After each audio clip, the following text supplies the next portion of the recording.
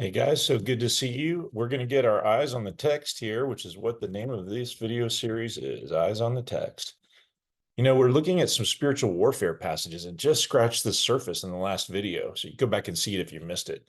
Looking at Genesis 1, let's go all the way back. So God creates the world, He creates everything in the world, and then eventually He gets to creating mankind. And it says that let us make mankind in our image, in our likeness, so that we may rule over the fish of the sea. They may rule over the fish of the sea, the birds of the sky. This is all very connected to the passage that we talked about, Psalm 8. Who is mankind, that you're so mindful of him? You've set him just a little below the angels here on earth and given him dominion and glory and all that.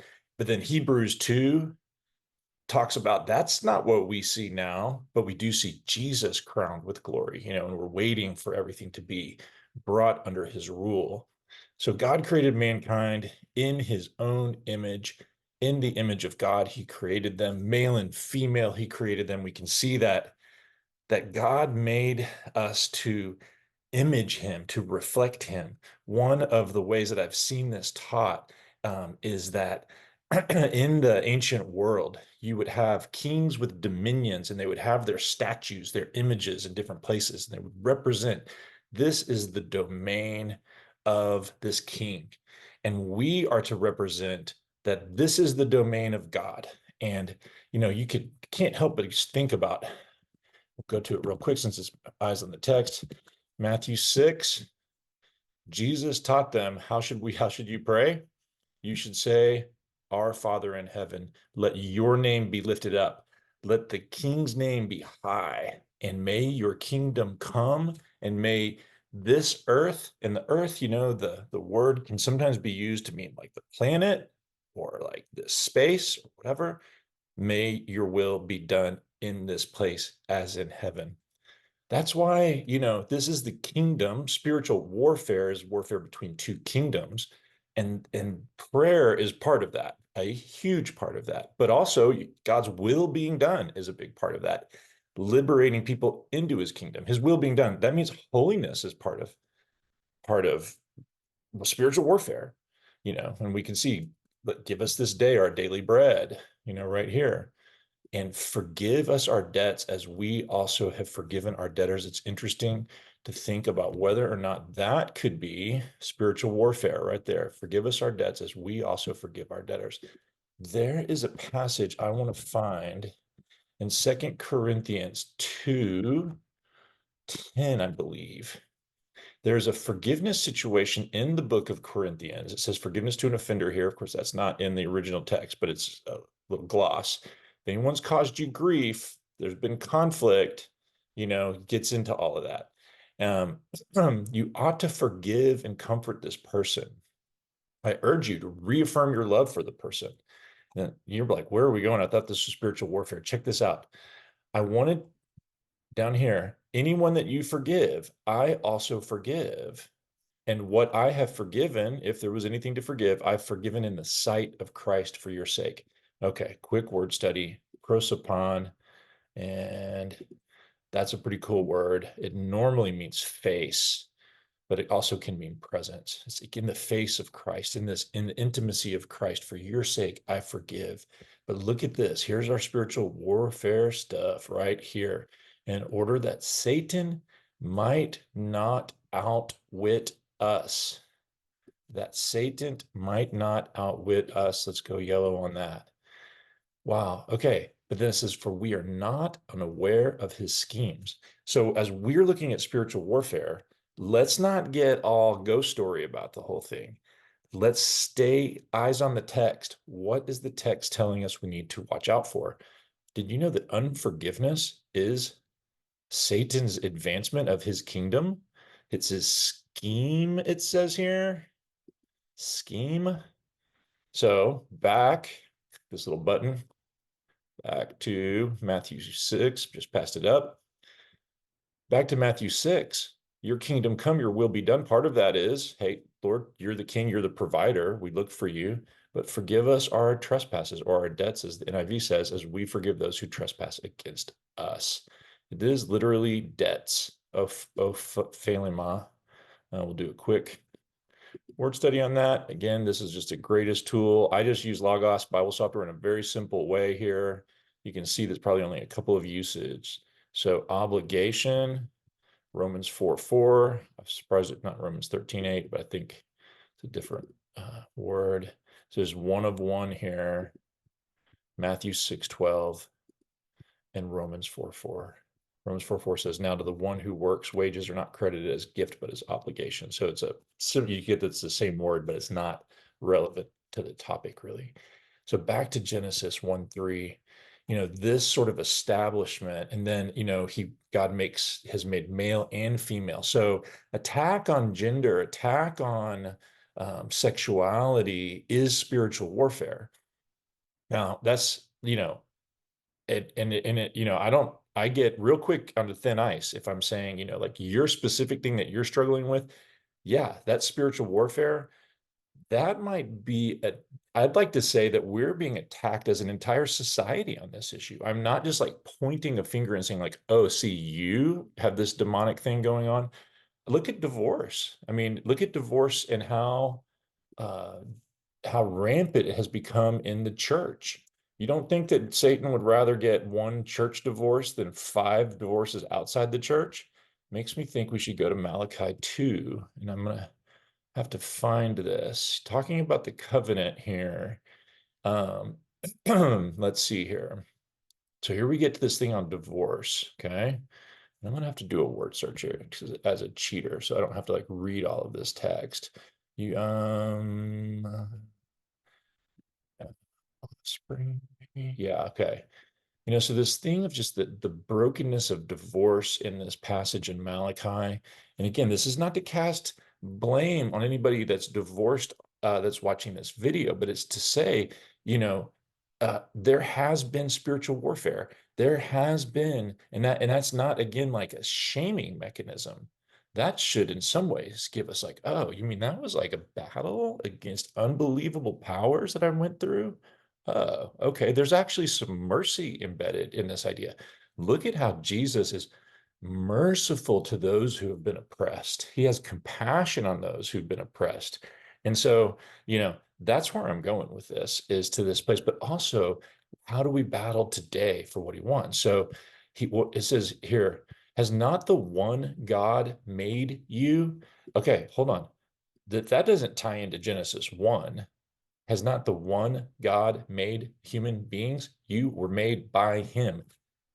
You are his. He designed you. It makes it explicit right here. You belong to him in body and spirit. Interesting. You belong to him in body and spirit. Okay. Not just your body, but also not just your spirit. Your whole being belongs to God. And then he says, okay, let's play that out. What does the one God seek? Like, okay, so what does God want? What does he really want from the creation that he has made? And here we are, just 400 years before Jesus, just, I guess, it's a while, but many, many years after Genesis 1, it says he wants godly offspring, godly offspring. So the implications of that are here to be on your guard and do not be unfaithful to the wife of your youth. Okay, so this may be one that you need to go back and chew on for a while. I may not be able to completely unpack it. Sometimes when it's like, wait, so God made us, so he wants godly offspring. Well, you can see that he said to be fruitful and multiply, but also here, do not be unfaithful to the wife of your youth. Um, it is when we are unfaithful in marriage, and I would put lust. I mean, Jesus puts lust and adultery together there. That is a breaking down of the created intention. That is spiritual warfare. Okay.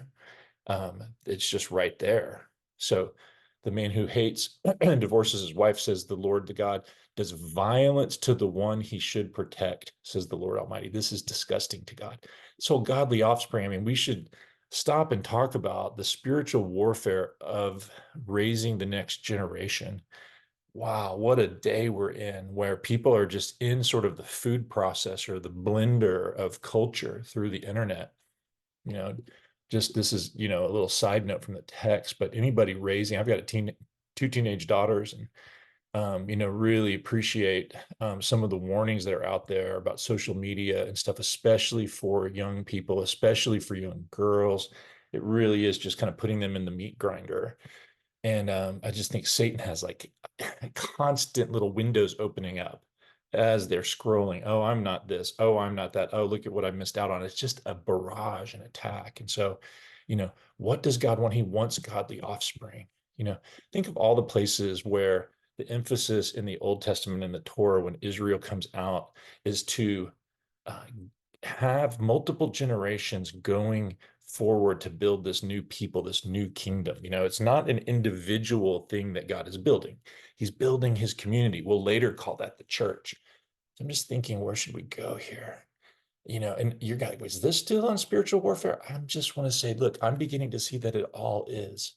And so let's go to Numbers 14:31. So here we've had the first round of spies in Israel go into the land, see the giants. 10 out of 12 of them go, no way, way too scary. Tons of spiritual stuff going on there, actually. It's a lot of interesting thoughts if you get into Michael Heiser's work on the giants in the land and that kind of stuff. I think he's just maybe out just a little bit past what the text allows. But in Genesis 6:1, we do see that the sons of God have like had these relationships. All part of the flood was this demonic attack on human beings. There's multi views on that, but I think that's the view that really stands up. But here, they come back and they don't want the land. They don't want to go in. They say God is not good. And that's what we're going to go back to Genesis 3 and see. And then he says, okay, so this generation is not going into the land. And see, it said that they were afraid of their children being taken as plunder. See that? As for you, your children that you said would be taken as plunder. We don't trust you, God, with our children. We will not take them into this land where Jericho and the giants and the different things are. They will be taken as plunder if we go in there. So we don't trust you. That is spiritual warfare. That applies today. I've see it in America. I see it in countries in Asia where I've lived, where parents, some very godly parents and friends of mine that I just really look up to almost everything about their walk with Jesus. But I'm like, wait, why isn't your kid coming with you to church? Oh, they had to stay home and study for the big test. Like, what are you talking about? You're so wise in your own walk, and yet you're not building up the next generation. Well, in this case, it's the older generation that falls because they're afraid of what will happen to the younger generation. Um, but here God says, as for those kids that you said would be taken as plunder, I will bring them in to enjoy the land that you have rejected. So God's purposes move on. There's an irony here. You were trying to save your kids and you lost yourself in that process. And I'm taking them in to enjoy the land, enjoy the land. I'm not preparing ahead of time for these guys.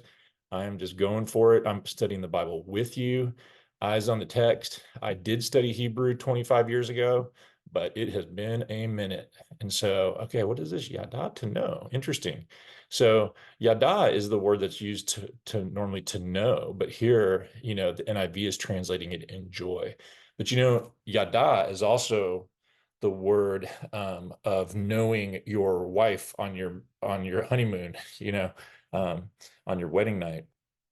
So you can see how enjoy is that there's this like intimate connection between land and the people. But the first generation has walked away from it. The second generation, it's going to be for them. But I want to look at one more failure because so the book of, this Pentateuch ends, that generation goes into Israel in Joshua.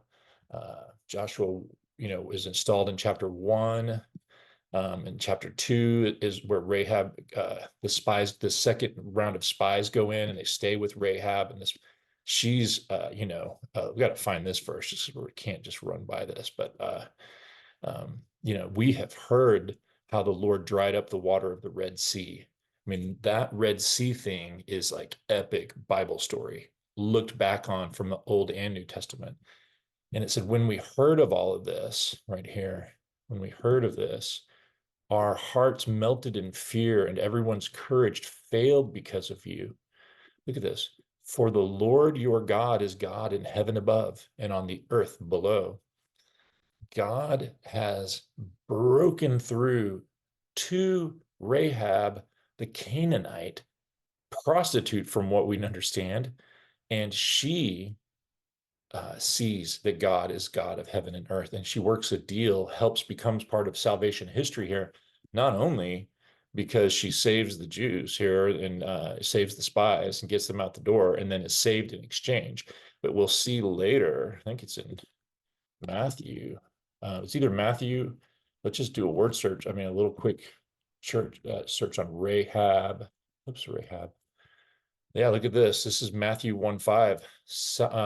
Solomon, the father of Boaz, whose mother was Rahab. Boaz, the father of Obed, whose mother was Ruth. Obed, the father of Jesse. Jesse, the king of David. So you have two non-Jewish women here who are mentioned. Boom and boom. Moabite and a Canaanite. And they are both in the line directly. I mean, this is what Ruth is David's great grandma, his grandma. This, yeah, his grandma, and his great grandma is Rahab. That's David, King David. Um, Whoa. And these, only women getting mentioned in this line. It's a very, patriarchal society. So it's all these fathers, fathers, fathers, but the mother and mother word right here. Okay. So anyway, were we just kind of like cruising through Joshua there? But I want us to see what God is doing here and see that this too is spiritual warfare. But where I was on my way to was Judges 2, because we get that whole generation into the land, all this battling to like sort of actually get a hold of the land. And there's some statements of completion, but there's also statements of incompletion in that there's peoples left in the land at that time with a lot of warnings. Um, you know, don't leave the people in the land because they will infect you basically with their theology. As humans, we just sponge up from other cultures, the world, the flesh, and the devil. It comes at us, and sure enough, Israel was tempted. Look at this right here, Judges 2:10. After that whole generation had been gathered to their ancestors, this is the one that came in to enjoy the land. Another generation grew up who knew neither the Lord nor what he had done for Israel. Tragic, tragic. And I always think, okay, of course they knew. It says they knew neither the Lord nor what he had done for Israel. I mean, you can dislike this or, correct me or whatever, say what you think in the chat, but I try to read with some common sense here. Of course, they knew the story that God had taken their, grandparents out of Egypt and their parents over the Jordan into the land. It's not like, you know, there was so much going on as they were growing corn and stuff and whatever 13th century BC that they never got around to mentioning the time that the waters opened up. It's a different know. It's a depth of knowing. Let's see what the word is. It is actually that same word yada that we looked up just a minute ago. It's still up right here. Yada, to know. They didn't know the Lord. They didn't have that intimate, deep relationship with him or a deep relationship with what he had done for Israel. Dude, um, how many of our youth, how many of our kids that could be cut and pasted right into a description? Yeah, Jesus, yeah, Moses, maybe, but they didn't know it. It wasn't real to them. That takes real discipleship. It takes real prayer and spiritual warfare. Let's go back again now to Genesis 3. So, this created order that we see kind of breaking down in different places, Satan's craftiness coming in through unforgiveness, coming in to our children, the questioning of God. So, this, hey, this is a story that we probably all know. So, the woman, so, okay, so where should we start? Now, the serpent was more crafty than all the animals. Now, it doesn't say Satan, but if we take the word serpent, I think this will work in English, and we go to Revelation. Anyway, we'll look at it later. There's an equivocation or a connecting of the serpent to the dragon, which actually etymologically could be that this could be translated dragon. Some people are saying that. Um, and especially you think dragon is kind of like a snake with legs, and then later you don't get legs anymore. Or Satan, the devil, the tempter, all these other names. So you can see him being crafty. So that's already notable. Word study, crafty. So it's interesting because that gets translated prudent in some contexts, and that's the way some words work. They can be used in context to mean something good, or they can be used in context to mean something bad. Context tells us this is bad, crafty. This is bad, smart. Said to the woman, did God really say, don't eat from any tree in the garden? Um, the woman said, we may eat from the trees in the garden, but God said, you must not eat from that tree in the middle. Or you will die. And now, yeah. And so then here's Satan directly opposing God. You will not certainly die, the serpent said to the woman. Okay, I'm going to go back and look again. John 8:44. Jesus is ripping on some leaders. And he says, you belong to your father, the devil, and you carry out your father's desires, like father, like son. He was a murderer from the beginning. So, I mean, dying, okay, he was making death happen. Satan was making death happen. How did he do that? By not holding to the truth. Okay. Like there's not a grammatical word here that connects them, but that's just there. It's right there. There's no comma in Greek. He was a murderer from the beginning, not holding to the truth. It just says, look, there is no truth in him. When he lies, he speaks his native tongue, for he is a liar and the father of lies. Okay. Satan is coming at us all the time with lies. That is his game. I mean, if he has anything that he says that's true, it's simply to twist it and misuse it, turning that even statement into corrupting it with lies. And we look real quick at 1 Timothy 4:1. The Spirit clearly says, in later times, some will abandon the faith and follow deceiving spirits and things taught by demons, teaching by demons. Bad. This is the father of lies. It's the teaching of demons, didaskalia, the teaching of demons and deceiving spirits. Going back, that's what's happening we could get really philosophical, and I think it's worth meditating on this verse. He was a murderer from the beginning, not holding to the truth. I mean, let's go there. Suicide is murder from Satan because of lies, bombardment of lies. I'm not saying all depression, try not to be reductionistic and saying that all reductionist it can be reduced to Satan or even reduced to the cognitive. There's real chemical things, but I also go, hey, I don't know that those things aren't all connected too. Either way, Satan is getting his work done when people are killing themselves and doing sort of like pre-murder, where they're speaking self-language that is destroying themselves. Where is that in James? How am I going to find this image? No, we're back in Matthew. That's one thing I can never figure out is how to, sorry. In James, we have the whole thing about speaking and taming the tongue, and this is going to tie us again back to Genesis 1. Where are we at? Yeah, the tongue. With the tongue, we praise our Lord and Father. Oh, we use it at church to sing the songs. And with it, we curse human beings who have been made in God's image likeness. It's saying, okay, do you get the irony when you look at others and you think or speak hateful, bringing them down thoughts, or look in the mirror and do the same thing? Um, and just say, you piece of trash, you're worthless, you're no good.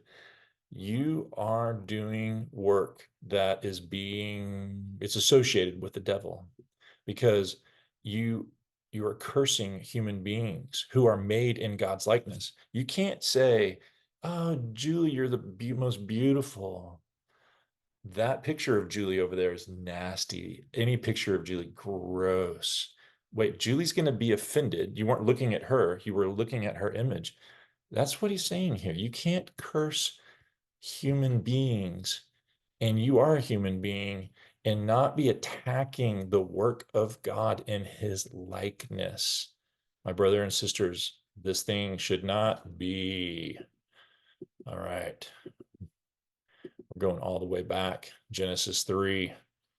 So the woman saw, oh yeah. And so not only is like straight up, nope, what God said, that's not true. You're not going to die. They're going to die.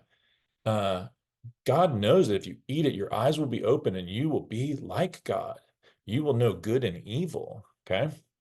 So when the woman saw that the fruit of the tree was good for food, that thing that God said no to for me, I'm seeing that it's good for something.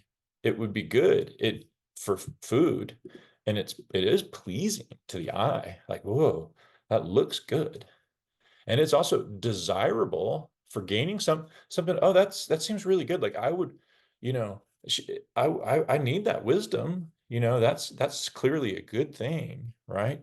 And so she looks at that and sees that, okay, the idea that God is holding out on me, and that actually my flourishing requires me to not take what God has offered, but to take what I can reach for and grab.